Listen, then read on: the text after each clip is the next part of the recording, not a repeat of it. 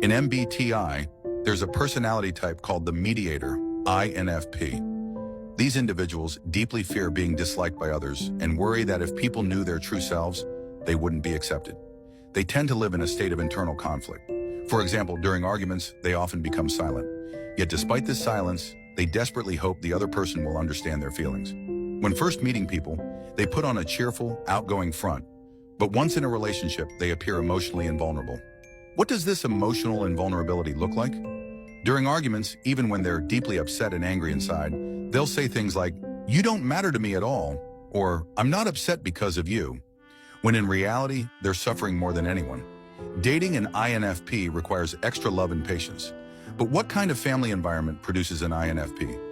First, their parents often have a disharmonious relationship with significant personality differences.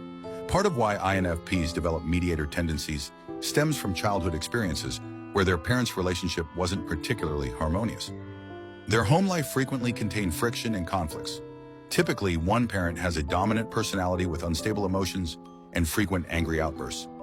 This creates a turbulent growth environment for the INFP child. For self-preservation, they learn to mediate between their parents, becoming hyper-aware of emotional cues, and even serving as an emotional dumping ground for both sides, developing extreme caution in their behavior.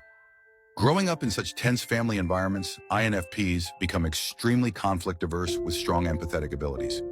This makes them pleasant companions because they're excellent listeners who avoid burdening others. They'd rather suffer themselves than risk conflict. Second, one of their parents often excels at subtle control. Many might assume INFPs come from loveless homes, but that's not always true. Some INFPs receive plenty of love, yet still develop this personality type. Why?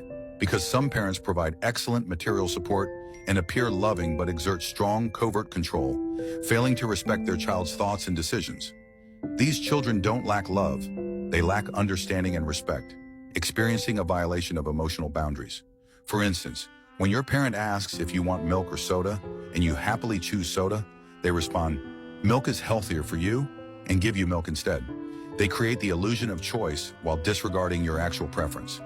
Growing up in a family that appears open-minded but constantly imposes limitations, you eventually stop expressing your thoughts because whatever you say or do gets overruled and rejected. It becomes easier to meet your parents' expectations and avoid arguments. Consequently, adult INFPs often lack internal drive and responsibility, most visibly manifested as procrastination and decision paralysis. They tend to avoid challenges because their emotions were suppressed in childhood, causing them to internalize negative feelings.